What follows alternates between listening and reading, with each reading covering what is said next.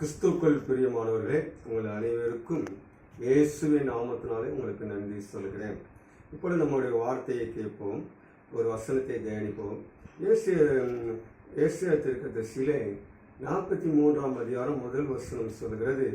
அதில் பின்பாகம் சொல்கிறது, நீ பயப்படாதே, நீ பயப்படாதே, நான் உன்னை மீட்டுக் கொண்டேன் என்று சொல்கிறார். நீ பயப்படாதே என்று சொல்கிறார். அதே போல சங்கீதத்திலே சொல்லப்படுகிறது, 23வது சங்கீதத்திலே சொல்லுகிறது, மரண பள்ளத்தாக்கில் நடந்தாலும் பொல்லாப்புக்கு பயப்பட்டேன், தேவன் என்னோடு கூட இருக்கிறேன், உம்முடைய கோலும் உம்முடைய தேடியும் தேற்றும் என்று சொல்கிறார்.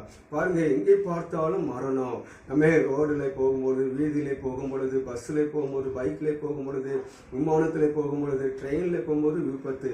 ஆனாலும் ஆண்டவர் இந்த நாட்களில், இந்த வருடம் கடைசி 31ஆம் தேதி சொல்கிறார், நீ 2026ஆவது ஆண்டுக்குள்ளே நீ கடந்து போகும் பொழுது நான் உனக்கு பாதுகாத்து உன்னை நித்தமும் நடத்தி உன்னை மகா வறட்சியான காலத்திலையும் நீர் பாய்ச்சான தோட்டத்தை போல வற்றாத நீரற்றை போல் உன்னை வைப்பேன் என்று சொல்லி கர்த்தர் வாக்கு கொடுக்கிறார். நீ பயப்படாதே, நீ கலங்காதே, தயங்காதே, என் நீதியின் கரத்தினாலே தாங்குவேன் என்று சொல்கிறார்.